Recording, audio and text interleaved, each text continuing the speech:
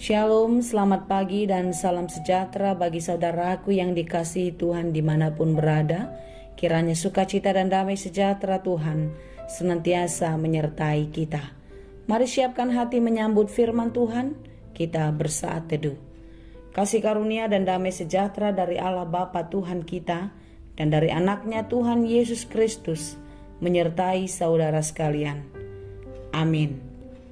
Firman Tuhan untuk kita pada hari ini yang diambil dari Almanak HKBP Jumat 28 Januari 2022 tertulis dalam kitab Habakuk 2 ayat 20. Tetapi Tuhan ada di dalam bait-Nya yang kudus, berdiam dirilah di hadapannya ya segenap bumi. Dalam bahasa Batak dikatakan, alai di bagasan joro habadion nado anggo Jahoba ikon hohomma maradopun ibana sadok tanoon. Demikianlah dikatakan. Ketika teman, saudara, keluarga saudara melakukan kesalahan yang sama secara berulang-ulang, bagaimanakah perasaan saudara? Ketika saudara melihat atau mengalami orang-orang yang seperti itu, tentu kesal bukan? Ya, manusiawi juga. Setiap kita pasti akan kesal, bahkan marah ketika seseorang, keluarga, saudara, teman, sahabat yang kita sayangi justru melakukan kesalahan yang fatal berulang-ulang. Dan anehnya kesalahan itu adalah kesalahan yang sama. Seperti itu juga lah yang dialami atau yang dilakukan oleh umat Yehuda kepada Allah, yang memang pola pikir dan kehidupan mereka tidak jauh seperti apa yang dilakukan oleh nenek moyangnya. Melakukan kesalahan yang sama di waktu yang berbeda. Berulang-ulang bangsa itu melukakan hati Tuhan. Berulang-ulang mereka diberi pengampunan. Berulang-ulang terus juga mereka melakukan pelanggaran demi pelanggaran. Saudara-saudara yang dikasihi Tuhan, Anda mungkin pernah mengalami ketika anak saudara melakukan kesalahan, ketika Anda sudah melarang tapi dia terus melakukannya, larang dilakukan terus. Mungkin saudara akan kesal dan mengatakan, ya sudahlah, terserahmu saja. Kalau kata orang Batak, tutun malomom katanya. Ada orang tua yang seperti itu. Tetapi di dalam perasaan yang kecewa, perasaan yang sangat sedih, tentu orang tua tidak akan membiarkan anaknya hancur. Setiap orang tua pasti berdoa dan berharap anaknya bisa berubah dan kembali kepada jalan yang benar, jalan yang baik, ke arah yang seperti dikehendaki oleh Tuhan. Seperti itu jugalah Tuhan kepada umat Yehuda pada waktu itu. Mereka dibiarkan menderita, mereka dibiarkan mengalami penderitaan kesakitan. Kesakitan, penderitaan yang mereka alami adalah karena ketidaksetiaan mereka kepada Allah. Itulah sebabnya Nabi Habakuk berdoa meratap kepada Tuhan. Dia berteriak memohon kepada Tuhan. Karena merasakan penindasan yang dialami oleh bangsa Yehuda pada waktu itu sangatlah menyakitkan. Siapa yang menindas mereka pada waktu itu adalah orang-orang Kasdim. Dan tentu orang-orang Kasdim itu diizinkan Tuhan untuk menindas bangsa Yehuda pada waktu itu supaya mereka mengingat atau melihat kembali kuasa Allah melebihi segala kuasa yang ada. Allah sanggup melakukan apa saja sampai bangsa itu mohon ampun. Tidak bisa berbuat apa-apa tanpa pertolongan Tuhan. Sama seperti anak-anak kita. Ketika mereka jatuh, mereka tidak bisa menolong diri sendiri sehingga mereka memohon meminta pertolongan kita. Saudara-saudara yang dikasihi Tuhan, tentu Allah kita adalah Allah yang adil. Dia akan berpihak kepada orang-orang yang tertindas. Asalkan kita tetap setia kepadanya. Jangan kita kira ketika kita di dalam pergumulan, ketika kita di dalam kesakitan, Allah tidak melihat, Allah tidak mau tahu, Allah tidak mau peduli. Tetapi banyak hal yang terjadi dalam hidup kita adalah karena kesalahan kita yang berulang-ulang. Kita tidak baik menjaga kesehatan kita. Kita tidak hidup di dalam pola kehidupan yang baik.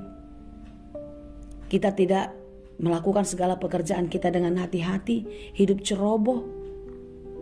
Ya, banyak sekali peristiwa yang tidak kita inginkan, yang tidak kita harapkan terjadi karena kesalahan kita sendiri. Lalu mengapa kita marah dan menyalahkan Tuhan?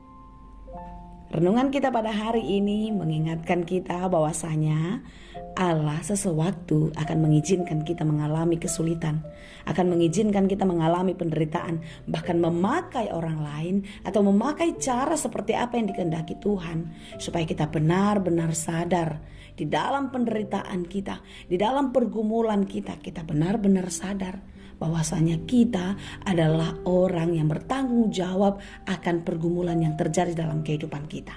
Ketika kita bertanggung jawab akan segala pergumulan kita yang terjadi dalam hidup ini, maka di dalam hati yang terbuka kita melihat kekurangan dan kelemahan kita. Maka kita mengangkat tangan, membuka hati dan memohon pertolongan kepada Tuhan. Seperti Nabi Habakuk berseru memohon pertolongan Tuhan. Dan tahukah kita, sebenarnya Tuhan tidak jauh. Dia ada dan dekat dengan kita. Karena itu jangan pernah mengandalkan kekuatanmu, jangan pernah mengandalkan kemampuanmu, mengandalkan apa yang engkau miliki, tetapi andalkanlah Tuhan. Ketika engkau mengandalkan Tuhan di dalam segala kelemahan dan keterbatasanmu, Allah ada di pihakmu. Tuhan akan menghukum orang-orang yang menindas. Tuhan akan menghancurkan hal-hal yang merusak kehidupanmu jika engkau percaya kepadanya. Seperti kepada bangsa Kastim, Allah pun bertindak kepada mereka. Allah tidak mau tinggal diam, keadilan Allah dinyatakan. Sekarang, percayakah kita? Sabarkah kita menanti pertolongan Tuhan? Atau malah sebaliknya, kita kecewa, kita susah, kita bahkan berputus asa, sehingga kita meninggalkan Tuhan. Saudara-saudara yang dikasihi Tuhan, pada hari ini, renungan untuk kita mengatakan Tuhan ada di dalam bait-Nya yang kudus. Maka berdiam dirilah di hadapannya ya segenap bumi. Kita diminta untuk berdiam diri di hadapan Allah. Berdiam diri di hadapan Allah berarti membiarkan Allah bertindak atas hidup kita. Apapun yang terjadi, seberat apapun pergumulanmu, seberat apapun kesusahanmu, seberat apapun kesedihanmu, berdiam dirilah. Biarlah Allah yang bertindak, biarlah Allah yang bekerja, Allah yang berperan, menolong dan memulihkanmu. Dia tidak jauh, Dia tidak di mana-mana. Nabi Habakuk berkata, Tuhan ada di dalam bait-Nya yang kudus. Dia tetap ada di tempatnya, di singgah sana, di tahta yang maha kuasa. Karena itu saudara-saudara yang dikasihi Tuhan, tetaplah terpaut dan terus percaya kepada Tuhan. Jangan percaya kepada apapun yang ada di dunia ini. Jangan mengandalkan dan memasrahkan kehidupanmu kepada hal-hal yang datang dari dunia ini. Karena Tuhan tidak menginginkan itu. Celakalah orang yang berkata kepada sepotong kayu, terjagalah, dan kepada sebuah batu bisu, bangunlah. Masakan dia itu mengajar? Memang ia bersalutkan emas dan perak, tetapi roh tidak ada sama sekali di dalamnya. Karena itu jangan mengandalkan hartamu, jangan mengandalkan kekuatanmu, jangan mengandalkan jabatanmu, jangan mengandalkan apapun yang engkau miliki di bumi ini.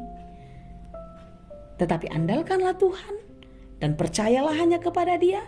Biarkan Tuhan yang berperan di dalam seluruh kehidupanmu.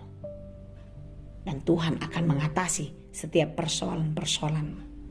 Tuhan akan menolongmu karena Dia tidak jauh darimu. Tuhan akan menolongmu karena Dia sangat sayang kepadamu. Tuhan Yesus memberkati. Amin. Terima kasih Tuhan untuk firman-Mu hari ini. Firman-Mu yang selalu mengingatkan kami bahwasanya Tuhan ada bersama-sama dengan kami. Engkau dekat Tuhan. Engkau ada senantiasa di dalam setiap kehidupan kami. Di dalam berbagai-bagai pergumulan kami, Engkau tidak pernah meninggalkan. Kuatkan dan mampukan kami Beri hikmat pengertian bagi kami untuk melakukan segala yang Engkau kehendaki di dalam kekuatan daripadamu. Sehingga apapun yang terjadi dalam hidup kami tidak membuat kami jatuh, tetapi kami semakin kuat dan teguh berpengharapan kepadamu. Berikan kami kekuatan penghiburan, berikan kesembuhan bagi saudara-saudara kami yang sedang sakit. Biarlah pemulihan, kesembuhan yang daripada Tuhanlah yang terjadi di dalam kehidupan mereka. Sehingga kami semua bersuka cita, memuji dan memuliakan Allah. Terima kasih Bapa di surga, kami serahkan seluruh hidup kami ke dalam tangan-Mu. Kami puji dan kami sembah Engkau hanya di dalam Yesus. Anugerah Tuhan kita Yesus Kristus, kasih karunia Allah Bapa, dan persekutuan Roh Kudus, itulah kiranya yang menyertai dan memberkati kamu sekalian. Amin.